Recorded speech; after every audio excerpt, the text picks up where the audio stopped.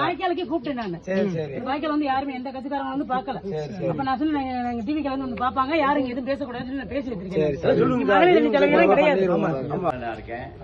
அதிமுக திமுக முட்டாப்பேடுகளை வெளியேற்றணும்.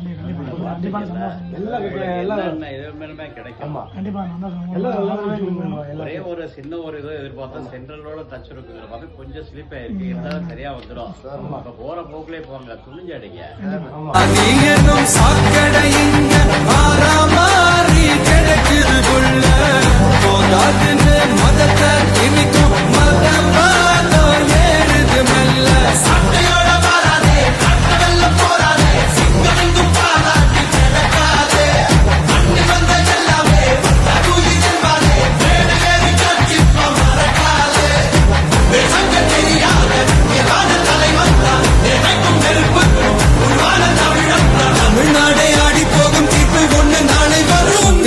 உங்க விஜய் உயிர் என்ன வரனா,